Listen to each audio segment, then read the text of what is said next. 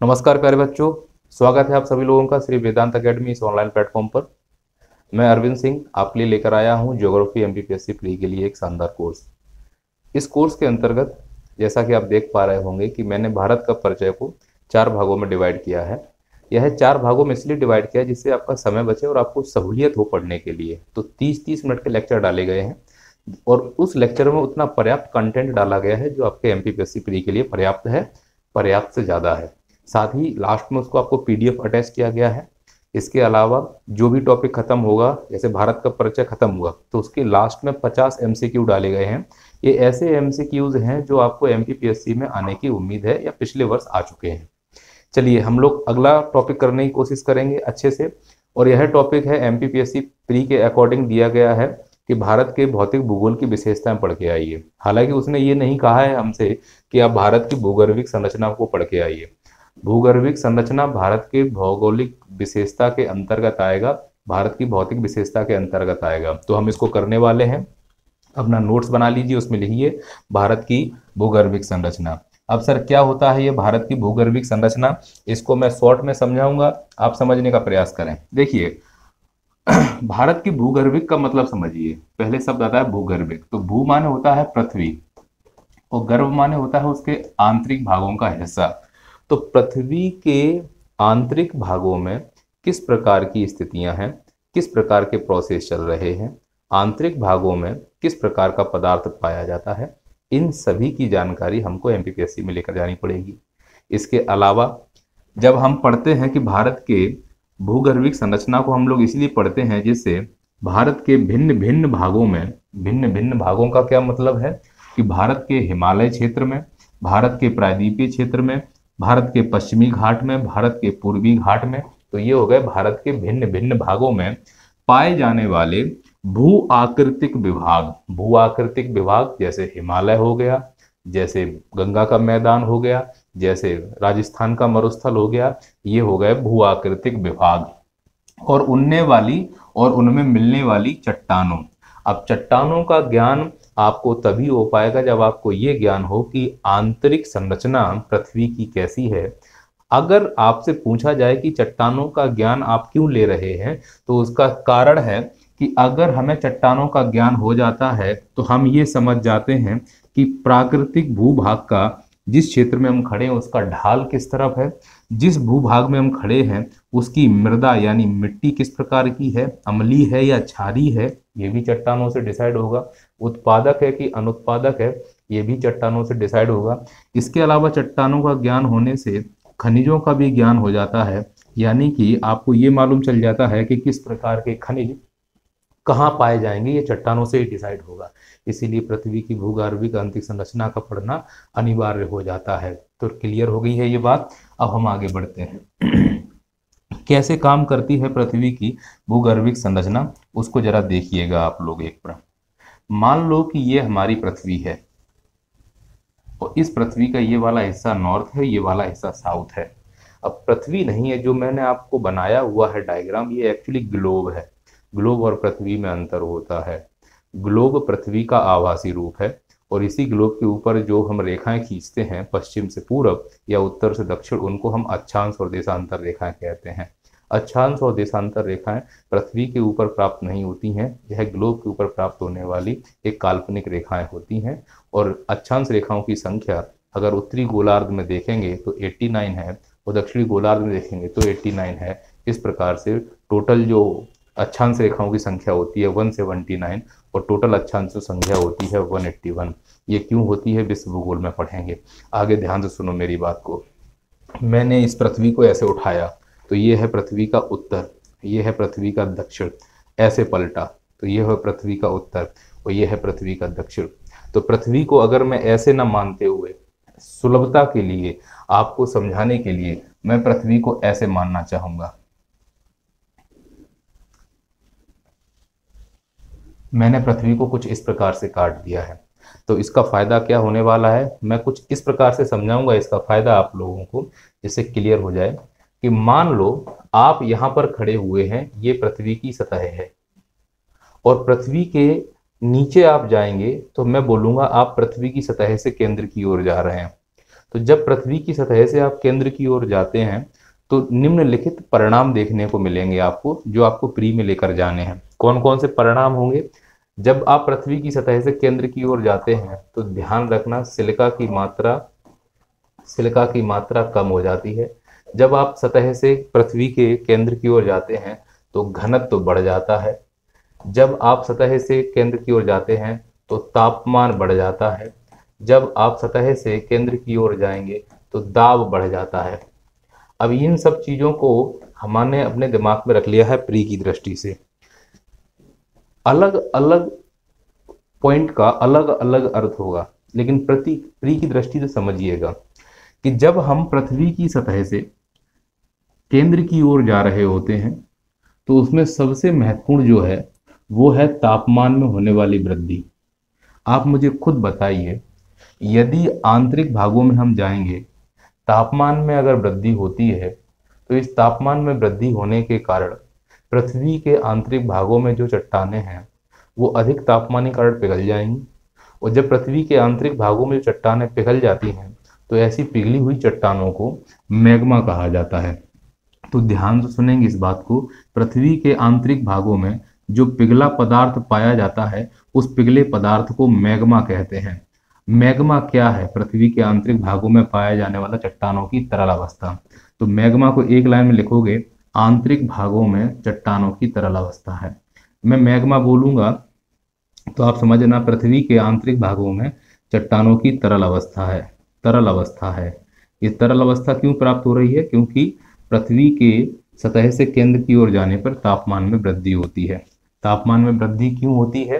क्योंकि जब हम पृथ्वी की सतह से केंद्र की ओर जाते हैं तो चट्टानों की जो परतें हैं उनकी मोटाई बढ़ती जाती है। चट्टानों की परतों की मोटाई बढ़ने से दबाव बढ़ता जाता है। और हमको मालूम है, अगर हमने साइंस पढ़ा है, work is equal to heat. तो work is equal to heat क्या होता है कि अगर हम वर्क करते हैं तो हीट प्रोड्यूस होती है, और heat is the mode of transfer of energy. और एनर्जी है तो कणों में कंपन होगा, और कणों के औसत कंपन को तापमान कहते हैं। यानी सतह से केंद्र की ओर जाने पर दबाव एक कार्य है, और वह कार्य ही ऊष्मा है, ऊष्मा ही ऊर्जा है, ऊर्जा ही कंपन है, और कंपन ही तापमान है। इसीलिए सतह से केंद्र की ओर जाने पर तापमान में वृद्धि होती है। इसी तापमान की अत्यधिक वृद्धि के कारण आंतरिक चट्टानें, चाहे खनिज हो चाहे चट्टानें हो, पिघल जाती हैं और वह तरल अवस्था में आ जाती हैं, और उस तरल अवस्था को ही हम मैग्मा कहते हैं। मैग्मा जहाँ निर्मित होता है ऐसे स्थान को मैग्मा चैम्बर कहा जाता है। तो मैग्मा और मैग्मा चैम्बर में अंतर आपको समझ में आ रहा होगा। मैग्मा चैम्बर ऐसा स्थान होता है जहाँ पर मैग्मा का निर्माण होता है। यानी पृथ्वी के आंतरिक भागों में सभी जगह पर चट्टान पिघली हुई प्राप्त नहीं होती हैं, किन्हीं विशेष भागों में ही पिघली हुई प्राप्त होती हैं। और उन विशेष भागों में जहाँ चट्टानें पिघल चुकी हैं उन्हीं विशेष भागों को मैग्मा चैम्बर कहा जाता है। अब मैग्मा चैम्बर से जब जो मैग्मा निर्मित हो चुका है उसका तापमान बहुत ज़्यादा होता है, तो एक ज्योग्राफी में कॉन्सेप्ट आता है प्रवणता। अब इस प्रवणता शब्द को आप समझेंगे तो आपको चीज़ें और ज़्यादा क्लियर हो जाएंगी। मैंने एक शब्द बोला है प्रवणता। ये प्रवणता आपके लिए क्यों जरूरी है? जब भी मैं बोलूँगा प्रवणता, तो प्रवणता का मतलब होता है अधिक से कम की ओर। प्रवणता का मतलब होता है अधिक से कम की ओर। अब इसके आगे कुछ भी लगा दो, मान लो मैंने लगा दिया वायु प्रवणता, तो आप अपने आप समझना अधिक वायु से कम वायु की ओर। मैंने लगाया दाब प्रवणता, आप समझेंगे अधिक दाब से कम आदाब की ओर। मैं बोलूँगा ताप प्रवणता, तो आप बोलेंगे सर अधिक ताप से कम ताप की ओर ऊर्जा का स्थानांतरण होता है। मुझे बताओ आप, जब आप यहाँ मैग्मा चैम्बर में खड़े हैं जो कि केंद्र में है, और एक व्यक्ति खड़ा हुआ है सतह पर, अब सतह का तापमान स्वाभाविक है, सतह का तापमान स्वाभाविक है कि केंद्र के तापमान की अपेक्षा बहुत कम होगा। तो ऐसी स्थिति में जो मैग्मा चैम्बर है यहाँ पर ताप प्रवणता बल काम करता है, और मैग्मा चैम्बर का मैग्मा ताप क्रम के कारण ऊपर की ओर जाता है। इस ऊपर की ओर जाते हुए मैग्मा को हॉट प्लूम मैग्मा कहते हैं। अब आपसे पूछा जाएगा हॉट प्लूम क्या होता है, तो बोल देना मैग्मा चैम्बर से जब कोई मैग्मा ऊर्ध्वाधर दिशा में जाने की कोशिश करता है तो उसे हॉट प्लूम कहते हैं। ऊर्ध्वाधर जाते हुए हॉट प्लूम मैग्मा को संवहनीय धारा कहते हैं। क्या कहते हैं बेटा? संवहनीय धारा। अब ये संवहनीय धारा कैसे निर्मित हो रही है? तो हमने पढ़ा है कि जो तापमान होता है, ऊर्जा होती है, उसके स्थानांतरण की 3 विधियां होती हैं। एक होता है चालन विधि, एक होता है संवहन विधि, एक होता है विकिरण विधि। चालन विधि में ऊर्जा का स्थानांतरण होता है वो ठोस में होता है, संवहन में ऊर्जा का स्थानांतरण होता है द्रव और गैस में होता है, और विकिरण में ऊर्जा के स्थानांतरण के लिए माध्यम की आवश्यकता नहीं होती है। संवहन और अभिवहन में क्या अंतर होता है? संवहन में ऊर्जा का स्थानांतरण ऊर्ध्वाधर होता है और अभिवहन में ऊर्जा का स्थानांतरण क्षैतिज होता है। लेकिन संवहन और अभिवहन दोनों ही जल और द्रव में हो सकते हैं, द्रव और गैस में हो सकते हैं। तो जो मैग्मा चेंबर से हॉट प्लूम जा रहा है यह ऊर्ध्वाधर जा रहा है, इसीलिए मैं हॉट प्लूम को संवहनीय धारा कह सकता हूँ। हॉट प्लूम या संवहनीय धारा का जो कॉन्सेप्ट है वो आर्थर होम्स के द्वारा दिया गया था। हैरी हेस का भी इसमें समाहित किया गया है। आर्थर होम्स और हैरी हेस को ध्यान रखेंगे इस चीज़ के लिए। जब यह संवहनीय धारा ऊपर जाती है, मैग्मा यानी ऊपर जा रहा है, केंद्र से सतह की ओर जा रहा है, तो जब वो सतह पर जाता है तब यह मैग्मा सतह को तोड़कर बाहर बिछने लगता है, और जब यह मैग्मा सतह को तोड़कर बाहर बिछता है तब इस मैग्मा को हम लावा कहने लगते हैं। लावा और मैग्मा में अंतर है। मैग्मा पृथ्वी के आंतरिक भागों में पाया जाता है और लावा पृथ्वी के बाहरी सतह पर पाया जाता है। कुल मिलाकर अगर मैग्मा आंतरिक भागों से तोड़कर सतह पर फैल जाए तो वह लावा बन जाता है। मैग्मा का तापमान लावा के तापमान से हमेशा ज़्यादा होता है, क्योंकि मैग्मा आंतरिक भागों में होता है और गहराई पर तापमान ऊपर की अपेक्षा ज़्यादा होगा हमेशा। अगर कहीं पर ज्वालामुखी फटता है तो ज्वालामुखी के द्वारा निकलने वाला तरल पदार्थ चूंकि सतह पर निकल रहा है, इसीलिए उसे आप लावा कहेंगे। तो ज्वालामुखी जब भी उद्वेलन होता है हमेशा लावा के रूप में होगा, मैग्मा के रूप में नहीं। दूसरा ध्यान रखना, किसी भी ज्वालामुखी में निकलने वाला लावा, उसके तापमान के आधार पर हम बता सकते हैं कि उस ज्वालामुखी का मैग्मा चैम्बर कितनी गहराई पर बना हुआ है। माने अगर तापमान ज़्यादा है उस ज्वालामुखी के लावा का, तो इसका मतलब है ज़्यादा गहराई से आ रहा है, और तापमान अपेक्षाकृत कम है तो कम गहराई से आ रहा है। ये एक साधारण सा कॉन्सेप्ट है जो आपको समझ में आना चाहिए। मोटी मोटी बात समझ में आया। मैग्मा और लावा मैं समझाना चाह रहा था, जो मैंने समझा दिया है। अब मैं आगे बढ़ रहा हूँ, ध्यान से सुनिएगा। बेसिक कॉन्सेप्ट है, थोड़ा सा कॉन्सेप्ट बना लो फिर हम डिस्कस करेंगे। चलिए आगे बढ़ते हैं। अब हमने ये सीख लिया यहाँ पर कि सर मैग्मा क्या होता है। तो कहानी फिर से ट्विस्ट करेगी यहाँ पे। ये आपकी पृथ्वी है, ठीक है सर।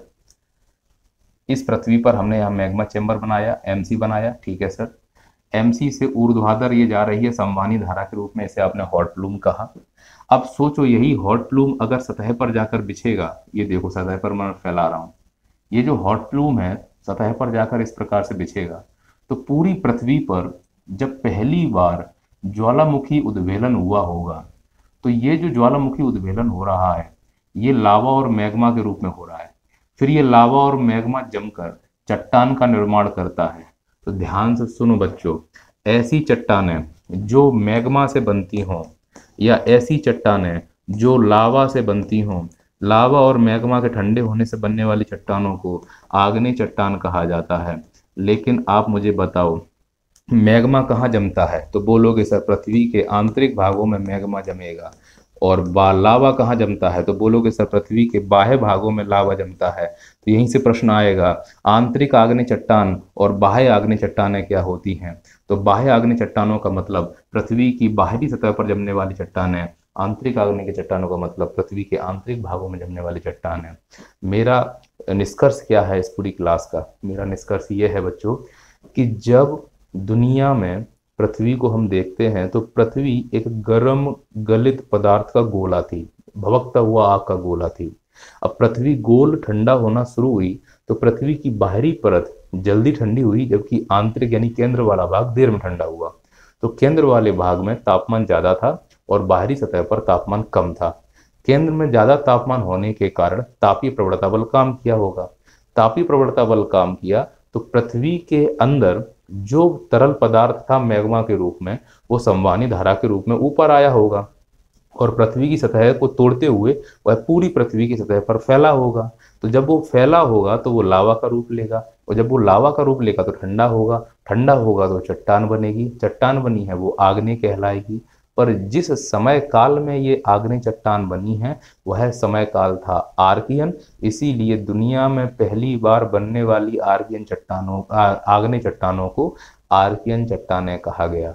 तो प्रश्न आएगा कि आर्कियन चट्टानें क्या हैं? तो सीधी सी बात है, पृथ्वी पर जितने भी महाद्वीप आज दिखाई दे रहे हैं, जितने भी देश और राज्य दिखाई दे रहे हैं, उनकी जो जमीन है, जो उनका बेस है, वो आग्नेय चट्टानों से निर्मित है। और वो आग्नेय चट्टानें आर्कियन समय काल में बनी थी, इसीलिए उन्हें आर्कियन चट्टानें कहा गया।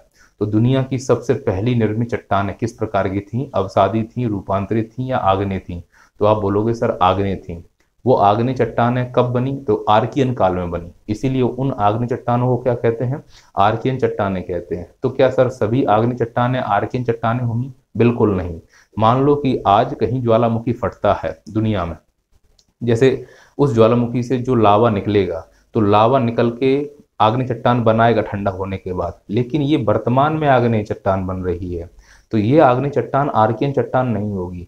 आर्कियन चट्टान तभी कहलाएगी जब कोई ज्वालामुखी आर्कियन समय काल, जो पृथ्वी की भूगर्भिक संरचना है उसका एक समय काल होता है। मेंस में ये टॉपिक दिया गया है, प्री में नहीं है, तो मैं इसको ज़्यादा डिस्कस नहीं कर रहा हूँ, लेकिन आप प्री की दृष्टि से इसको सोच कर देखिए। तो जो आर्कियन समय काल में आग्नेय चट्टान बनी थी उसे ही हम आर्कियन कहते हैं। तो निष्कर्ष ये निकला, सभी आर्कियन आग्नेय होती हैं, बिल्कुल सही, लेकिन सभी आग्नेय आर्कियन हो ये जरूरी नहीं है। तो ये बात क्लियर हो गई यहाँ तक कि सर पृथ्वी पर जो चट्टानें निर्मित हुई थी वो सबसे पहले आर्कियन क्रम की चट्टानें निर्मित हुई थी और यह आग्नेय प्रकार की चट्टानें थी। आगे बढ़ते हैं, थोड़ा सा देखो ध्यान से।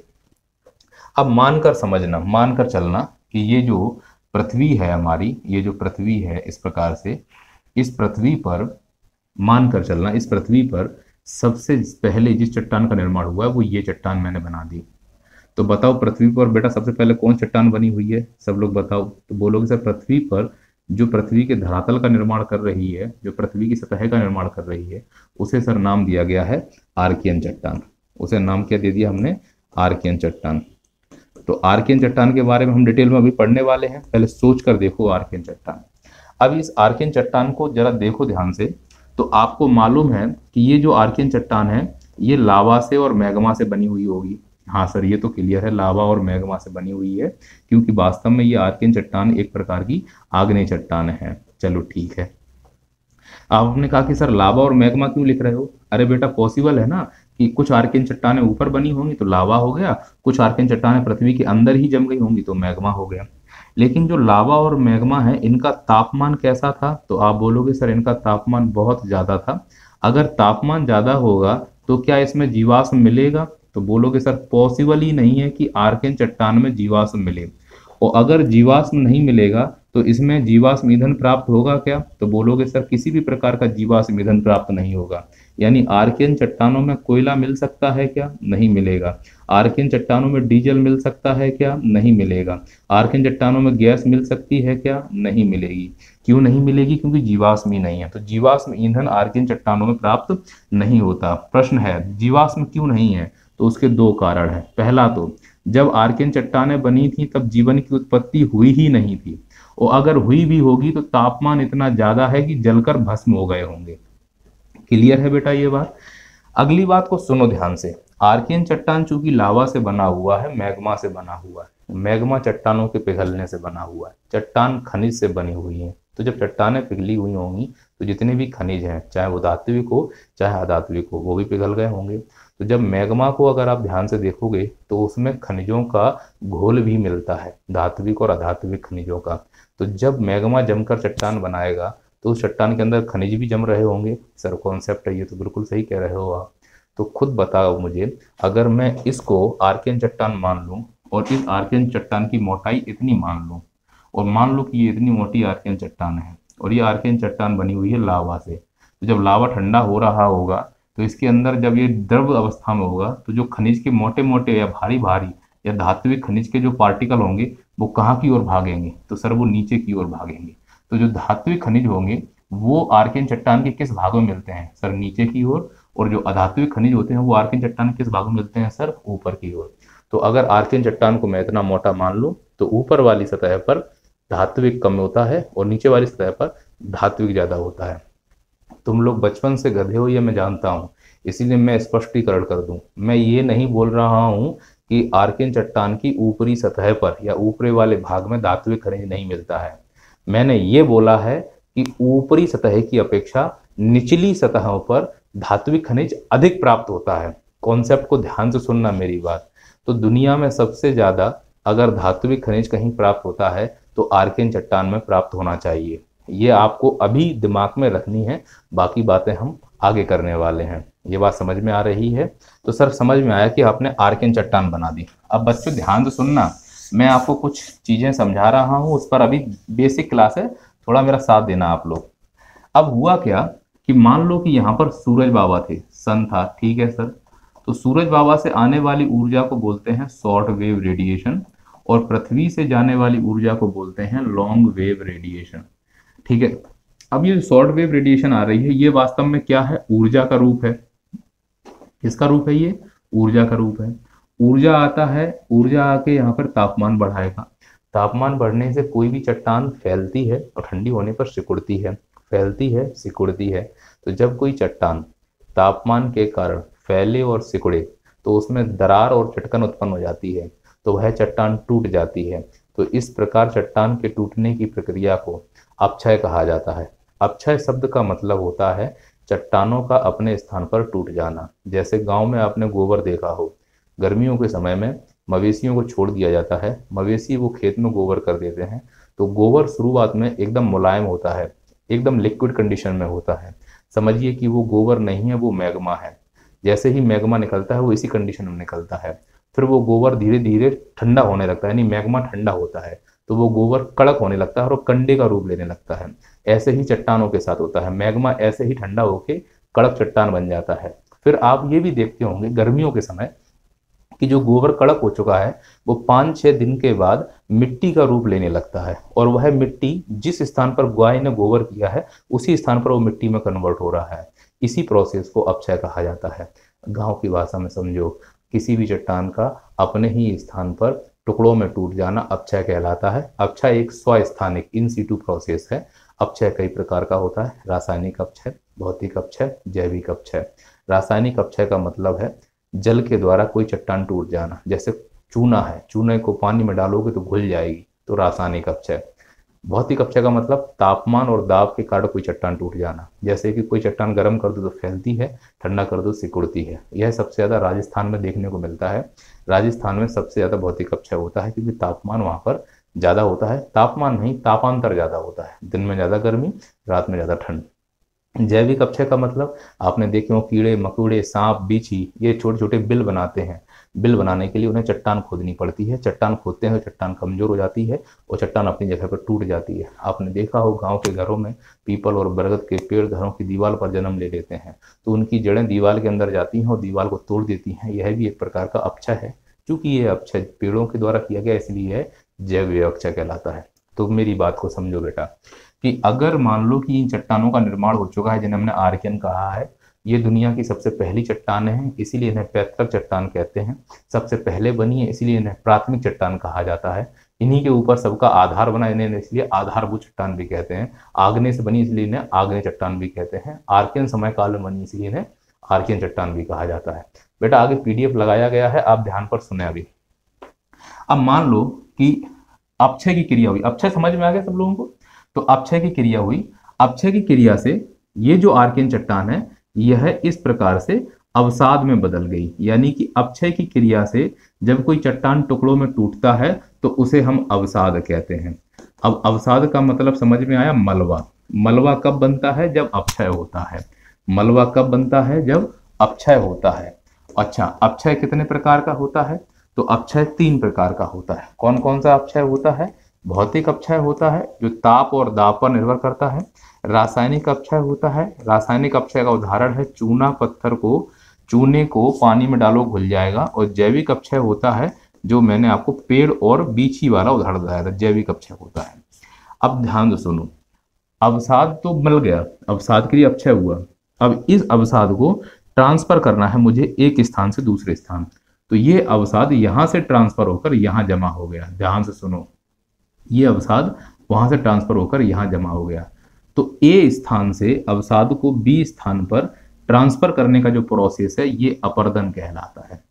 ये क्या कहलाता है? अपर्दन। तो अपर्दन वास्तव में एक स्थानांतरण करने वाली प्रोसेस है, और अपर्दन का मतलब होता है अवजाद को एक स्थान से दूसरे स्थान पर ट्रांसफर कर देना। इसीलिए अपर्दन स्वस्थानिक प्रोसेस नहीं है, एक्सीटू प्रोसेस है। एक्सीटू का मतलब जो अपने स्थान पर ना होकर किसी दूसरे स्थान पर हो जाए। जलोढ़ मिट्टी जो है वो अपर्दन का परिणाम है। जलोढ़ मिट्टी में क्या होता है, नदियां कहीं की मृदा को कहीं दूसरी जगह जाकर छोड़ती हैं, तो वास्तव में ये अपर्दन है। और अपर्दन में जो मलबा लेकर जा रहा है, उस मलबे को अगर किसी स्थान पर बिछाया जाए तो उसे निक्षेपण कहा जाता है। तो उसे हम क्या कहते हैं? निक्षेपण कहते हैं। तो अब बात क्लियर हो गई कि सर अगर अपक्षय होगा तो अवसाद निकलेगा, अपर्दन होगा तो निक्षेपण होगा। अब इस निक्षेपण के बाद यहाँ पर एक नवीन चट्टान का निर्माण हो रहा है। ध्यान से देखो, ये निक्षेपण किसके ऊपर हुआ है? धारवाड़ के ऊपर। पर ये धारवाड़ से मलबा कहाँ से निकला है? अब निक्षेपण किसके ऊपर हो रहा है? आर्कियन के ऊपर। मलबा भी किसने निकाला है? आर्कियन ने। तो आर्कियन का मलबा जब निकले और आर्कियन के ऊपर ही बिछकर एक नई चट्टान बनाए, तब उसे धारवाड़ चट्टान कहते हैं। तब उसे हम क्या कहते हैं? धारवाड़ चट्टान कहते हैं। तो अब ये बात समझ में आने लगी कि जो हमारी पृथ्वी है, उस पृथ्वी का जो बेसिक चट्टान है वो आर्कियन है। आर्कियन बन गई, फिर आर्कियन पे अपक्षय और अपर्दन की क्रिया हुई। अपक्षय और अपर्दन को संयुक्त रूप से अनाच्छादन कहते हैं। अनाच्छादन की प्रक्रिया से आर्कियन चट्टान टुकड़ों में टूटी, अवसाद में टूटी। अवसाद में टूटने से एक नई चट्टान का निर्माण हुआ आर्कियन के अवसाद से ही, तो हम उसे कहते हैं धारवाड़। तो वास्तव में धारवाड़ किसके ऊपर निर्मित हुई है? आर्कियन के ऊपर। बस यही क्रम ध्यान रखते जाना है। आर्कियन के ऊपर धारवाड़ बन गई, फिर धारवाड़ का अपर्दन और अपक्षय होगा तो बिंद बनेगी। तो पहले आर्कियन, फिर धारवाड़, फिर कडप्पा, फिर बिंद। क्रम ध्यान रखेंगे, पहले आर्कियन, फिर धारवाड़, फिर कडप्पा, फिर बिंद। बस इसी के ऊपर हमको सीक्वेंस में बनाते हुए जाना है। बच्चों, ये है हमारे भूगर्भिक संरचना का पहला पार्ट। हम मिलते हैं भूगर्भिक संरचना के दूसरे पार्ट पर, जिसमें हम डिस्कस करेंगे। कैसे डिस्कस करेंगे आप देख लीजिएगा। हमारे पास इस प्रकार से पीडीएफ है पूरा। ये पीडीएफ मैं आपको डायग्राम के द्वारा समझाने वाला हूं। तो हम मिलते हैं भाग 2 में। अच्छे से तैयारी कर आते हैं और इस पर डिस्कस करते हैं। जय हिंद।